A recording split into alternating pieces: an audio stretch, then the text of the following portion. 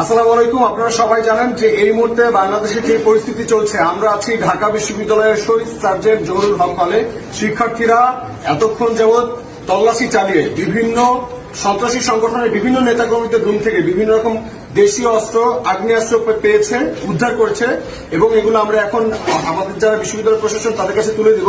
তার আগে আপনাদেরকে বলতে চাই, এই সেই অস্ত্রগুলো যেগুলো ব্যবহার করে তারা আমাদের শিক্ষার্থীদেরকে ভয়ের আতঙ্ক সৃষ্টি করে রাখতো এবং আপনারা দেখেছেন আন্দোলনে তারা এই অস্ত্রগুলো ব্যবহার করেছে এবং তারা আমাদের শিক্ষার্থী ভাই বোনদেরকে খুন করেছে।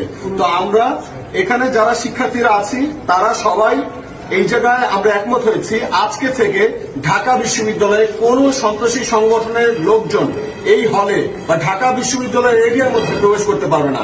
কোন সন্ত্রাসী কার্যক্রম ঢাকা বিশ্ববিদ্যালয়ের মধ্যে চলবে না। আর যদি কেউ এই সন্ত্রাসী কার্যক্রম করার চিন্তা ভাবনাও করে থাকে, তাহলে আমরা তার চিন্তার মধ্যে ঢুকে তারপর সেটাকে প্রতিহত করবো ইনশাআল্লাহ। ঠিক।